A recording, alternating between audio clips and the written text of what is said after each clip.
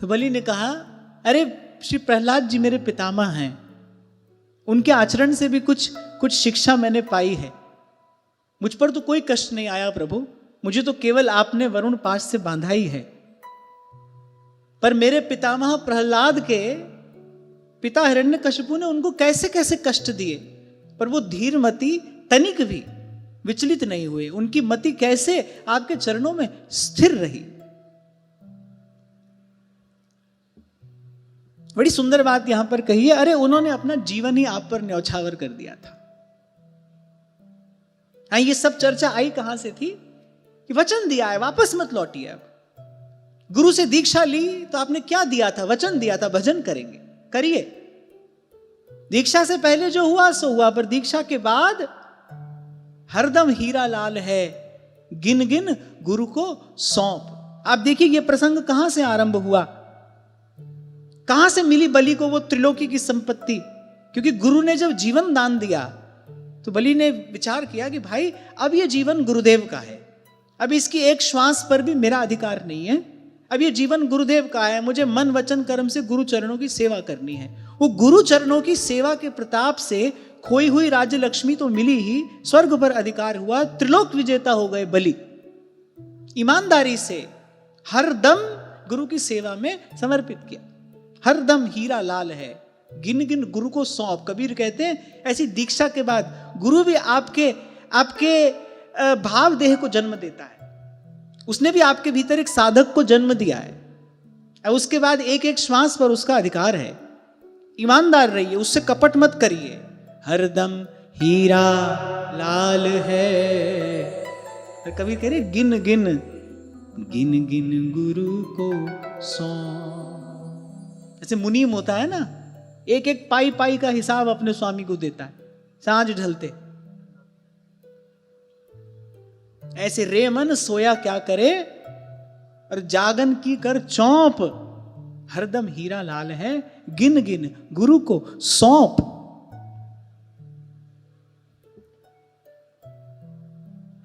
बलि स्मरण कर रहे हैं कैसा था मेरे पितामह का भाव, कैसी थी उनकी दृढ़ भक्ति, कैसा था उनका अविचल विश्वास, कैसी थी उनकी उज्जवल श्रद्धा, कैसा था उनका पवित्र आचरण। किमात्मनानेन जहातियोऽन्ततः किं रिक्तहारैः स्वजनाख्यदस्युभिः किं जायया संसृति हेतु भूतया मर्त्यस्य गेहैः किमिहायुषो व्ययः। बोले उन्होंने निश्चय कर लिया था इस शरीर को लेकर क्या करना है। एक ना एक दिन ये साथ छोड़ ही देता है। गत स्कंद में हमने चर्चा की थी, श्री प्रहलाद जी ने कहा था व्यक्ति सबसे अधिक चिंता करता है, सबसे अधिक लाड़ लड़ाता है, सबसे अधिक दुलराता है किसको? अपने शरीर को। सबसे अधिक चिंता इसी की करता है।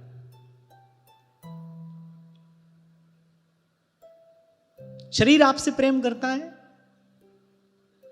नहीं। जब तक इसका ध्यान रखो तब तक ठीक। 4 दिन अनदेखी करो तो देखो कैसा रंग दिखाता है ये। और केवल इतना ही नहीं, कितना भी ध्यान रखो रोग आता है, व्याधि होती है, बुढ़ापा आता है। वो कल जिस मुख को देखकर दर्पण में बहुत इतराते थे, आज उससे घबराते हैं, है ना? कल इतराते थे, दर्पण से हटने की इच्छा नहीं होती थी, अब दर्पण के सामने खड़े होने की इच्छा नहीं होती, घबराते हैं। खूब प्रयास तो किया था, खूब लाड़ लड़ाया था इसको, खूब तौल तौल कर खाया था, गिन गिन कर सांस लिया था, सब किया था, कुछ हुआ नहीं।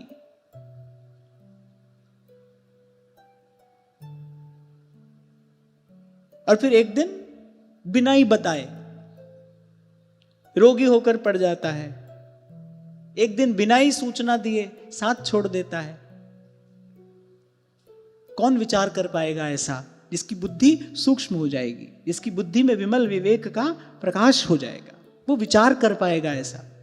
कुछ भी करने से पहले सोचते हैं ना हम, ये तो एक नैसर्गिक प्रक्रिया है। कुछ सोचते हैं, पहले मन संकल्प करता है, कुछ विचार करता है। ऐसा विचार कौन कर पाएगा? क्योंकि बिनु सत्संग विवेक न हुई।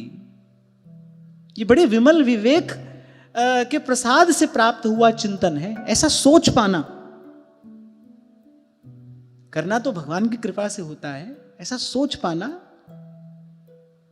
दीर्घ काल तक कोई सत्संग करे तब चिंतन इस दिशा में मुड़ता है, तब बाहर से दृष्टि सिमटकर अंतर्मुखी कोई होता है। दीर्घ काल के सत्संग के सेवन के पश्चात, दीर्घ काल का सत्संग 2 दिन महीना 2 महीना से नहीं होगा।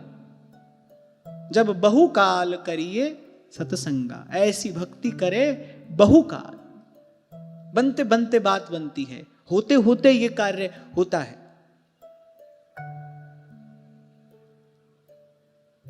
तो बलि कह रहे हैं, सीखा है मैंने अपने पितामह के आचरण से, कुछ शिक्षा मैंने ग्रहण की है। उन्होंने अपना जीवन आप पर न्यौछावर कर दिया। जो सबसे अधिक प्रिय होता है जीव को, अपना शरीर, इसकी भी कुछ परवाह नहीं की, क्योंकि वो जानते थे एक ना एक दिन इसने साथ छोड़ देना है। अब बड़ी विचित्र बात यहां लिखी है। अब मैं तो जो की त्यों कह दूंगा, पर मैं नहीं कह रहा, महाराज बलि कह रहे हैं। भगवान वेदव्यास ने कही है कि और वो जो धन संपत्ति लेने के लिए स्वजन बने हुए हैं, जो स्वजन बने हुए हैं ना, किस लिए बने हुए हैं? धन संपत्ति लेने के लिए बने हुए हैं। बोले उन डाकुओं से अपना स्वार्थ ही क्या है? अब जिनको हम रिश्तेदार कहते हैं, संबंधी कहते हैं, उनको क्या कहा जा रहा है यहां? आप ही बोल दो जोर से। हाँ, जैसे कल परसों की बात है ना, किसी ने पूछा कि जब कुछ देने का भाव ही मन में ना आए तो क्या करें? यहां चिंतन हो रहा था ना महाराज जी की, दी हुई वस्तु लौटानी नहीं चाहिए, देने का संकल्प कर लो तो देना चाहिए। परसों किसी ने पूछा, देने की इच्छा ही मन में ना हो, देने का भाव ही मन में ना हो तो क्या करें? तो मैंने कहा चोरों का इंतजार करो, इकट्ठा करो, और नहीं तो जो तुम्हारे नाते रिश्तेदार हैं कि तो तुम चोरों का इंतजार करो, नहीं तो वो तुम्हारे मरने का इंतजार करेंगे। और तो इसकी कोई गति होती नहीं, धन की और कोई गति नहीं है, संग्रह की और कोई गति नहीं है। या तो चोर आएंगे, या तो आप चोरों की प्रतीक्षा करो, नहीं तो वो जो तथाकथित सुहृद हैं, जिनको यहां डाकू कहा जा रहा है, वो आपके मरने की प्रतीक्षा करेंगे, कब मरे और कब ये सामान हमारा हो। हंसिए मत, हंसने की बात नहीं है, चुटकुले पर हंसा जाता है। ये चुटकुला नहीं, ये जीवन का सत्य है, ये समझने की बात है। महाराज बलि कह रहे हैं, क्या करना है इस शरीर को लेकर? ऐसा पितामह प्रहलाद ने सोचा, मन वचन कर्म से आप पर न्यौछावर हो गए। भाई ये शरीर भी एक दिन साथ छोड़ जाएगा। और ये स्वजन कहने का उनका तात्पर्य क्या है? झूठी देखी प्रीत जगत में, झूठी देखी प्रीत। सब कुछ लेने देने पर चल रहा है, लेना देना। हम ही कहते हैं अरे उससे हमारा क्या लेना देना है, माने उससे हमारा क्या संबंध है, माने संबंध इज इक्वल टू लेना देना। हेंस प्रूव्ड, संबंध इज इक्वल टू लेना देना, और कुछ नहीं है, लेना देना है। और फिर कहा किंग जाया संसृति हेतु भूतया, मर्त्यस्य गेहैः किमिहायुषो व्ययः। और बोले पत्नी किम जाया, उससे क्या लेना है? उसके लिए तो कहा संस्कृति हेतु भूतया, बोले वो तो संस्कृति में डालने वाली है। यहां एक बात सावधान होकर सुनना कि हमारे यहां कुछ भी उपदेश किया गया है ना, पुरुष को किया गया है। क्यों? क्योंकि स्त्री में हमारे यहां पूज्य भाव है। यत्र नार्यस्तु पूजन्ते, ऐसा कहा है ना, पूज्य को उपदेश नहीं किया जाता है। पूज्य को कुछ कहना भी हो ना तो किसी और प्रकार से कहा जाता है। तो जो उपदेश पुरुष को किया है वैसा ही उपदेश स्त्री के लिए भी है। यानी ऐसा नहीं कि यहां केवल पत्नी की बात की गई है, दोनों के लिए, स्त्री के लिए पुरुष और पुरुष के लिए स्त्री की आसक्ति क्या है, अंततः संस्कृति में ही तो हेतु है, संस्कृति में ही तो डालने वाली है। संबंध बढ़ने से क्या होता है? लेना देना बढ़ता है, मन बिखरता है। होना तो चाहिए मन सिमटे, कल्याण का मार्ग तो है सबके ममता ताग बटोरी, मम पद मनई बांध बर डोरी। और यहां क्या हो रहा है? यहां तो मन बिखर रहा है। कल 2 को अपना समझते थे, आज 3 को समझ रहे हैं, लेकिन वो जो तीसरा आया है जीवन में वो वहीं नहीं रुकेगा, उसके पीछे 2-3 और आएंगे और फिर तो ये अंतहीन दौड़ हो जाएगी। फिर ऐसे ही करते करते कोई मर जाता है। और मैं बार बार आपसे कहता हूं मरने का एक ही परिणाम है, पुनरपि जननम, और जन्मने का पुनरपि मरणम, पुनरपि जननी जठरे शयनम, भज गोविंदम भज गोविंदम गोविंदम भज मूढ़ मते भज गोविंद। अब जो भी विवाहित श्रोता हैं वो ये ना सोचे क्या हुआ, करना कुछ नहीं है, कुछ लड़ना झगड़ना नहीं है, किसी को छोड़ छाड़ कर कहीं भागना नहीं है। इस बात को केवल समझना है। व्यक्ति बाधा नहीं होता, उस व्यक्ति से जो आशा अपेक्षा होती है वो बाधा होती है। दुख का कारण वो है। व्यक्ति से जो राग का, आसक्ति का, मोह का, ममता का बंधन है वो दुख का कारण है। व्यक्ति को नहीं छोड़ना है, हमसे यही भूल होती है। संबंधी छोड़ आए, घर छोड़ आए, क्या हुआ, क्या कर लिया? नया घर बना लिया। एक घर छोड़कर आए, ले नया घर बना लिया। कभी समय था जब जंगलों में साधु रहा करते थे, अब तो जंगल ही नहीं है। और जहां कहीं हैं वहां भी कौन कौन लोग रहते हैं, कोई भजन करने वाला रह नहीं सकता है वहां पर, सब जानते हैं। एक घर छोड़कर आए, दूसरा घर बनाया। क्या नहीं चाहिए हमको बताइए? सब सुविधा हमको चाहिए। आपकी मुझे पता नहीं, मैं तो अपनी बात कर रहा हूं, सब कुछ है, तो क्या छोड़ा? तो ये पकड़ने छोड़ने की जो बात है इसमें कोई सार नहीं है, बात समझने की है। जहां आरंभ में आपको मैंने निवेदन किया, बाहर कुछ घटे कोई बहुत लाभ नहीं है, भीतर घटे, विवेक घटे, भीतर समझ आ जाए, और फिर इधर के लगते रहें और उधर के हो जाएं, खबर ना पड़े किसी को, और कहने की आवश्यकता भी नहीं है। अंतर्यामी जानी है अंतर्गत का भाव। आपके सबसे भीतर, आपकी चेतना के सबसे गहनतम तल पर वहां हृदयेश्वर बैठे हैं। गाते हैं ना हम, हृदयेश्वर हरि हृदय बिहारी, मोर मुकुट पीतांबर धारी, बिनती सुनिए नाथ हमारी, बिनती सुनिए नाथ हमारी। अरे प्रभु ही तो हैं जिनको कहने के लिए बोलना नहीं पड़ता। यहां तो किसी को भी कुछ कहने के लिए बोलना पड़ेगा, प्रभु को कुछ कहने के लिए बोलना नहीं है।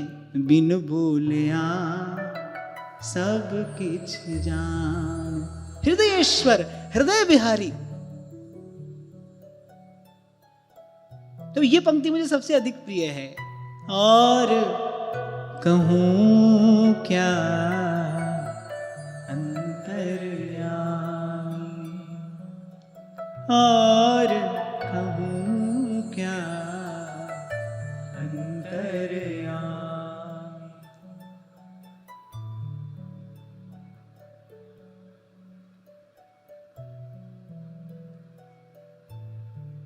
तो श्री प्रहलाद जी ने कहा कि पति पत्नी इनको सबसे निकट का संबंध संसार में माना जाता है।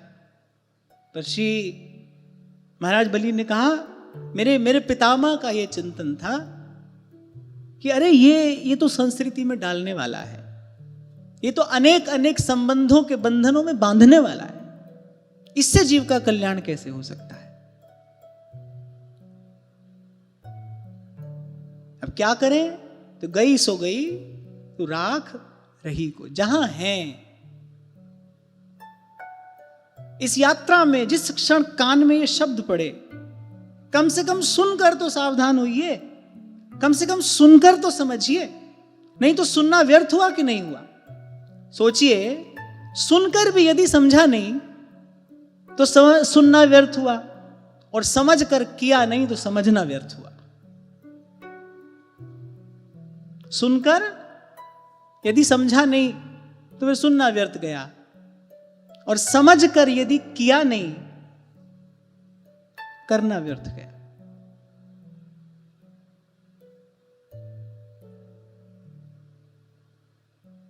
समझना व्यर्थ गया,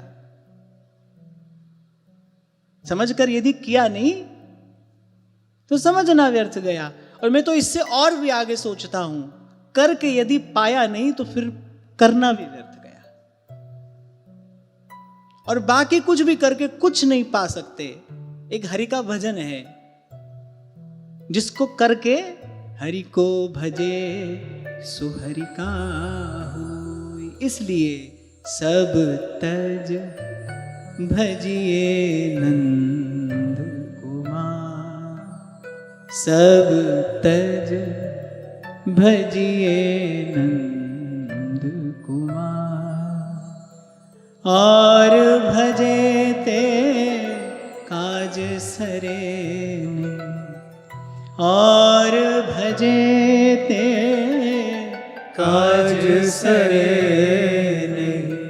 छूटे न जग जंजार, सब तज भजिए नंद कुमार, सब तज भजिए नंद कुमार। और कहा कि जब एक दिन सब छोड़कर चले ही जाना है तो फिर कोई रैन बसेरा यहां बसाने का भी क्या तात्पर्य है।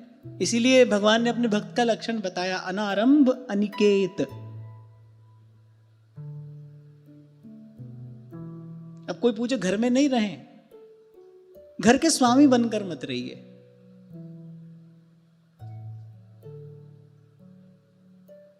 जैसे जाते हैं ना 2-4 दिन किसी सराय में रुकते हैं, ऐसे रहना नहीं है। देश बेगाना है। कहत कबीर सुनो भई साधो, सतगुरु नाम ठिकाना है।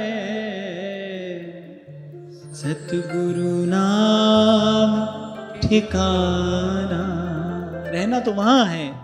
कृपा जल दे नानक सारंग को, हुए जाते तेरे नाम वासा। मोहे आही प्यासा तेरे नाम वासा। तो घर में रहे पर घर का स्वामी बनकर ना रहे। मेरा घर है, आप घर में रहो, घर आप में नहीं रहना चाहिए भाई। घर हमारे रहने के लिए है, हम घर को रखने के लिए नहीं है। ये हृदय तो हृदयेश्वर का मंदिर है।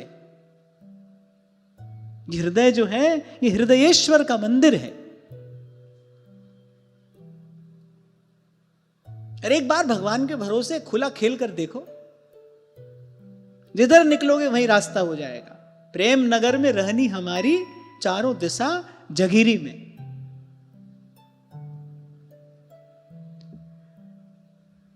अंत में बलि कह रहे हैं कि मेरे पितामह का ये मत था कि इन सब वस्तुओं में उलझ जाना केवल अपनी आयु, केवल समय, केवल ये दुर्लभ अवसर हाथ से खोना है।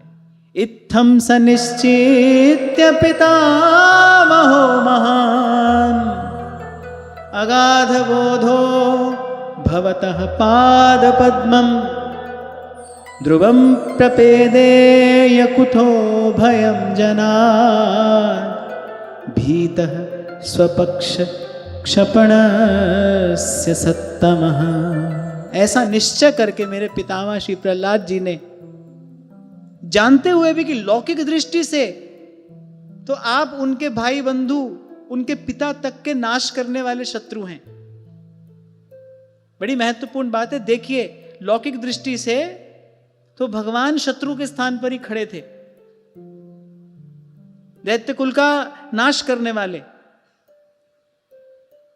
पर फिर भी सब विचार के उन्होंने आपके ही भय रहित एवं अविनाशी चरण कमलों की शरण ग्रहण की थी। कहने का तात्पर्य क्या है? बाहर स्थिति अनुकूल हो, प्रतिकूल हो, पर सब तज भजिए नंद। काल का प्रतिकार केवल मात्र भगवत भजन से संभव है। मेटत कठिन कुअंक भाल के, केवल भगवान का भजन। सुमिरन से सुख होत है, सुमिरन से दुख जा। कह कबीर सुमिरन किए, साईं माहि समान। फिर बड़ी निगाह क्यों ना हो? मेरे पितामह श्री प्रहलाद जी संसार से परम विरक्त। आप देखिए, चक्रवर्ती सम्राट हैं, बड़े दीर्घ काल तक का राज्य सुख भगवान ने श्री प्रहलाद जी को प्रसाद स्वरूप दिया। करे संसार से परम विरक्त, परम निर्लिप्त।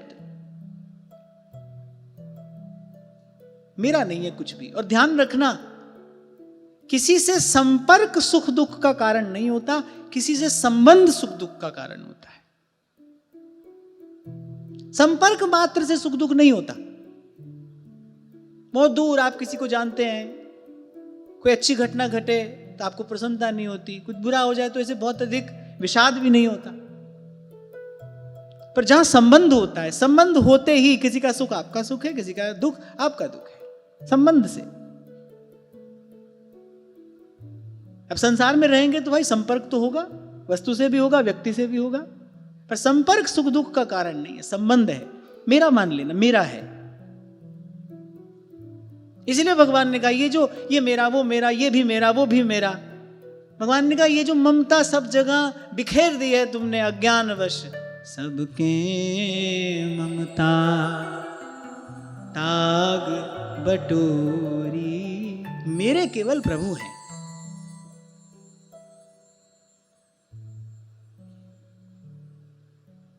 और वैसे भी देखो, लाभ ही है सब प्रभु का, प्रभु हमारे।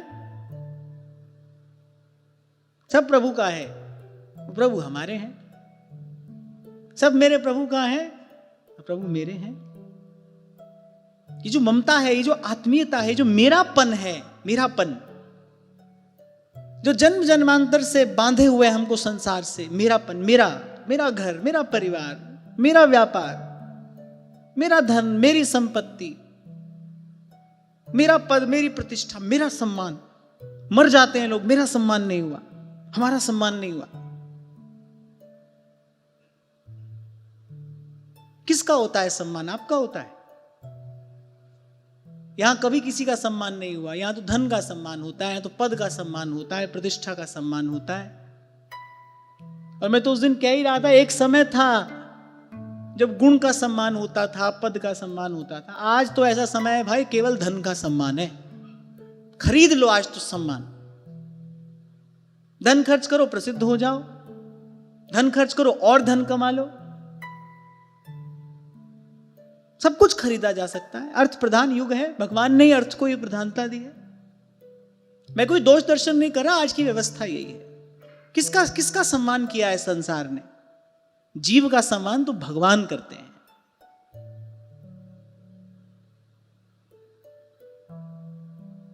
जीव का सम्मान भगवान के दरबार में होता है। सर्व साधन शून्य होकर जब वो जाता है, यहां जाकर देखो सर्व साधन शून्य किसी के पास, किसी के पास जाने की आवश्यकता नहीं है। अपने ही घर में बिना कमाए रह लो, दूसरे तीसरे दिन गाली पड़ने लगेगी, शत्रु हो जाओगे तुम। मानते हो ना ये बात सब? अच्छा, भीतर से व्यक्ति जानता भी है कोई मेरा सम्मान नहीं कर रहा है, ये जो जेब में जो है, गांठ में जो धरा है, तिजोरी में जो बंद है, सब उसका सम्मान है। पर बेचारा करे क्या? क्योंकि जाने के लिए कोई और मार्ग भी तो नहीं खुला है ना, कोई और धरातल भी नहीं है, कहां जाकर खड़ा हो जाए? फिर अंततः घूम फिर कर, लुट पिट कर, रो धो कर उसी के पास जाता है। पर बात यह है, कब तक अपनी ये दुर्दशा कराने के लिए आप तैयार हैं? सच्ची बात तो यही है। जीव का सम्मान तो भगवान करते हैं। खाली जाइए आप, सर्व साधन शून्य होकर जाइए। यह दरबार दीन को आदर, रीति सदा चली आई। अच्छा, ये जो जितनी बातें आज हम कर रहे हैं ना, ये बुरा मानने की बात नहीं है। ऐसा नहीं कि हमारे साथ ऐसा हो रहा है, सभी के साथ ऐसा ही हुआ है, होता रहेगा। और मैं तो कहता हूं भगवान की कितनी सुंदर व्यवस्था है। ऐसा ना हो तो भगवान की तरफ कोई मुड़े क्यों? विषय सुख में यदि तृप्ति हो जाए तो फिर भजनानंद की आवश्यकता क्या रह जाएगी? ये जो यहां एक अभाव है, सब कुछ मिल जाने पर भी जो एक अभाव है जो बना ही रहता है, अरे वही तो कभी ना कभी किसी समय किसी काल में भाग्य जगता है। जब कोई विचार करता है, कोई मुड़ता है थोड़ा प्रभु की ओर, सब कर लिया, सब भर लिया, अनेक बार जन्म ले लिया, अनेक बार मर लिया, तृप्ति नहीं हुई। फिर कभी भाग्य जगता है और कोई भगवान के दरबार में जाकर, अब मैं नाचो थक्यो गोपाल, अब मैं नाचो थक्यो गोपाल। सूरदास की सबे अविद्या, सूरदास की सबे अविद्या, बेगी हरो नंदलाल, अब मैं नाचो थक्यो गोपाल। तो बलि ने कहा क्यों ना हो।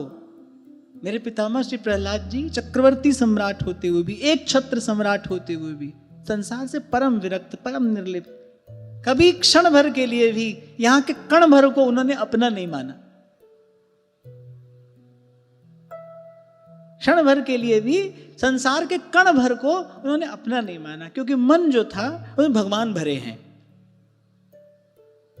नैनन पिए मूरत बसी, पर छवि कहां समाए, और भरी सराय रहीम लख, पथिक आप फिर जाए। क्योंकि रोम रोम में भगवान भरे हैं, मन में भगवान, बुद्धि में भगवान, वाणी में भगवान, चेष्टा में भगवान, श्वास श्वास में हरि शरणम हरि शरणम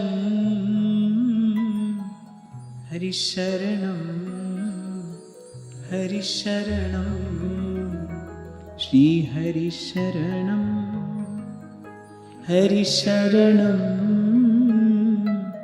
हरि शरणम श्री हरि शरणम। संसार से परम विरक्त और अगाध बोध संपन्न। जब श्री प्रहलाद जी के पवित्र चरित्र की कुछ चर्चा हुई थी, आपसे कहा था ना मैंने, जैसे नारद भक्ति सूत्र है, शांडिल्य भक्ति सूत्र है, ऐसे श्री प्रहलाद जी ने जो कहा ना वो प्रहलाद भक्ति सूत्र है। सांगोपांग वर्णन प्रहलाद जी ने भगवत भक्ति का किया है, सांगोपांग सब कुछ कह दिया है उस प्रसंग में श्री प्रहलाद जी ने। अगाध बोध संपन्न श्री प्रहलाद जी, उदार हृदय, संत शिरोमणि हैं। माने बलि यहां कह रहे हैं, प्रभु ये जो कुछ कह पा रहा हूं ना आपसे, ये पितामह की कृपा है। कुछ संस्कार मुझे उनकी कृपा से प्राप्त हुआ है, उनकी कृपा से कुछ आपके स्वरूप को जान पाया हूं, समझ पाया हूं। आपसे किसी का अमंगल नहीं हो सकता, आपसे कभी किसी की हानि नहीं हो सकती। इसीलिए आप प्रेम करें कि आप दंड दें, मैं जानता हूं अंत में मेरा कल्याण ही होगा। इसीलिए विचलित होने का कोई कारण नहीं है, भयभीत होने का कोई भी कारण नहीं है। तो बलि ने कहा उस दृष्टि से देखूं तो आप दैत्यों के शत्रु हैं, तो फिर मेरे भी शत्रु हुए। तो फिर भी देखिए, आज ये दृश्य देखिए प्रभु, जिनके चरण कमल कमला के करतल से न निकलते देखा, वो चरण कमल आपने मुझे धोने के लिए दिए। मैंने चरण धोए हैं, चरणामृत पाया है। ब्रह्मादिक जिनकी छटा का लेश भी अपने अपने उर अंतर में नहीं पाते, वो चरण कमल आपने मेरे मस्तक पर पधराया है।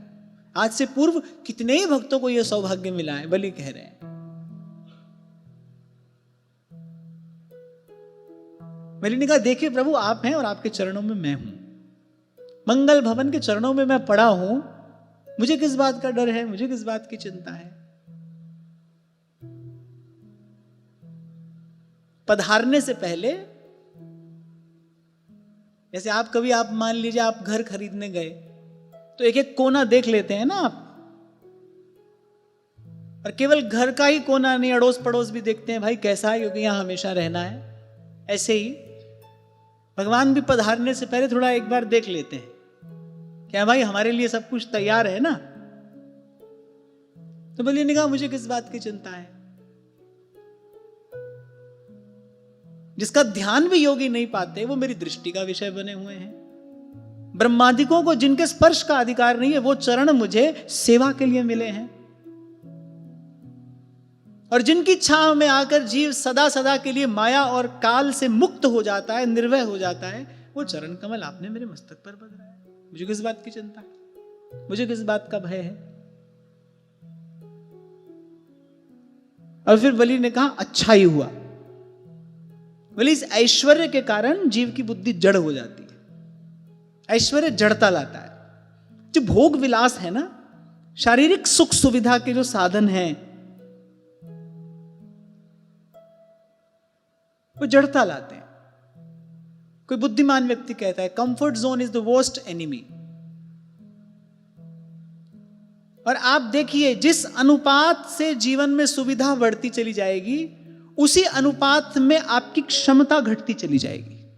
क्यों? क्योंकि आप आश्रित हो गए, आप अभ्यस्त हो गए। जितने अनुपात में आपके जीवन में सुविधा बढ़ेगी, उतने ही अनुपात में आपकी क्षमता घटेगी। आपकी क्षमता माने आप अपना बल, अपनी शक्ति देकर, धन देकर आप सुविधा नहीं खरीदते, आप अपनी क्षमता देकर सुविधा ला रहे हैं जीवन में। जो सब कार्य आप मशीन से करा रहे हैं, भगवान ने वो सब करने की क्षमता आपको दी है।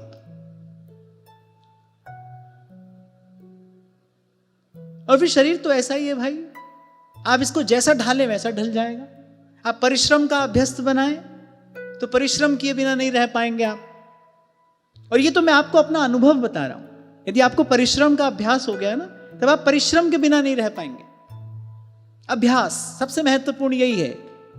अभ्यास, किस चीज के अभ्यस्त हैं आप, कैसी चेष्टा के अभ्यस्त हैं आप, कैसी चर्चा के अभ्यस्त हैं आप। अभ्यास है।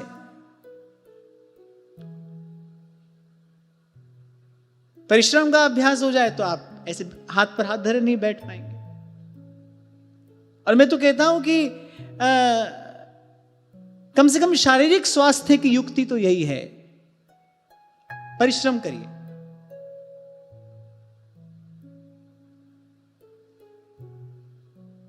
तो बलि ने कहा कि ये जो ऐश्वर्य है, ये जो भोग विलास है, ये तन की शक्ति का भी क्षय कराने वाला है और बुद्धि को भी जड़ कर देने वाला है। फिर बुद्धि जड़ हो जाती है, फिर हित अहित का बोध नहीं रहता, नित्य अनित्य का विचार नहीं रहता।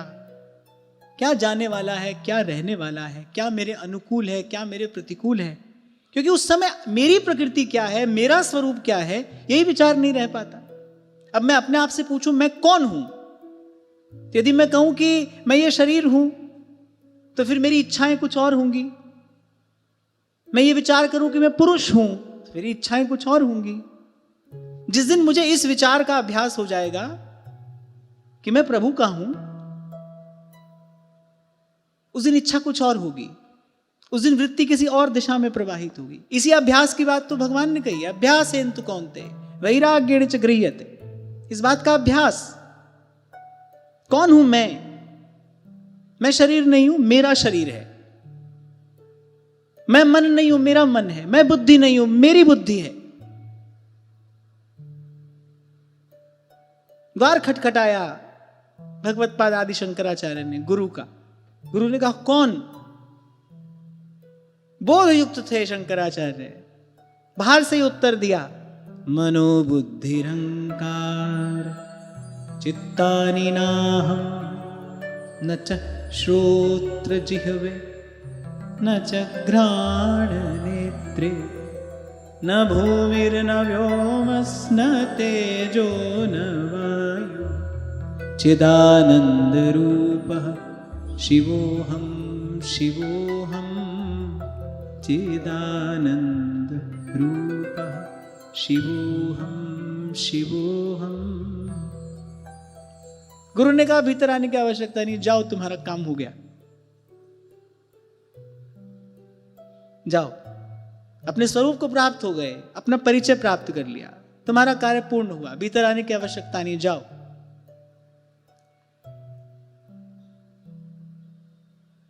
तो बलि ने कहा कि ऐश्वर्य के कारण जीव की बुद्धि जड़ हो जाती है, वो अनित्य और शाश्वत का बोध नहीं रह जाता, देह बुद्धि हो जाती है।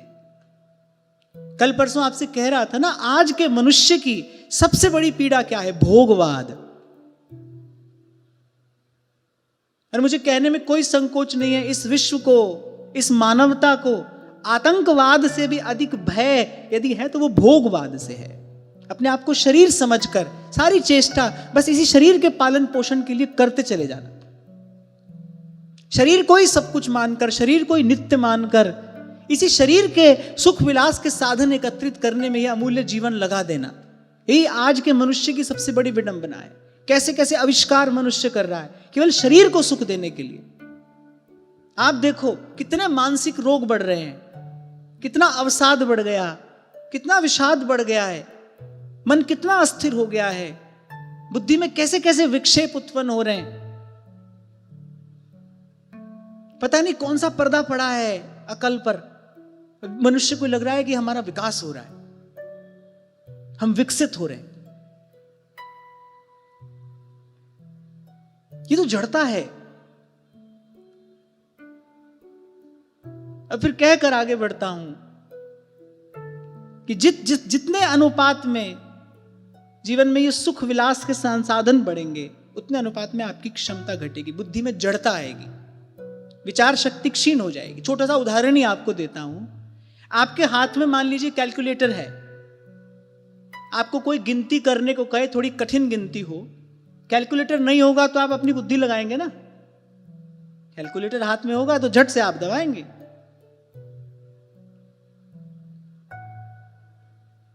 आज क्या है, कुछ भी पूछना हो सीधे गूगल करते हैं आप। अब तो उससे भी आगे की चीज आ गई, क्या है? हाँ, माइक में बोलो, चैट जीपीटी, और भी जाने क्या क्या। कुछ भी हो, छोटी से छोटी बात भी पूछनी हो, झट से। भगवान ने ये बुद्धि क्यों दी है भाई? हमारे यहां ऋषियों ने इसी बुद्धि से, इसी बुद्धि योग से भगवान को प्राप्त किया है। और भगवान कह रहे मेरा परम प्रसाद बुद्धि हो गई है। और कैसे उसी बुद्धि को जड़ बनाता जा रहा है मनुष्य, जड़, निरे आश्रित।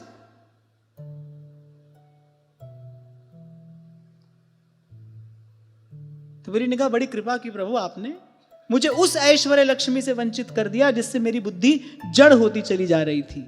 जिस जड़ बुद्धि के कारण मनुष्य सोच ही नहीं पाता कि अरे ये जो जीवन है काल के गाल में पड़ा है, अनित्य है, क्षण भंगुर है, मिट जाने वाला है।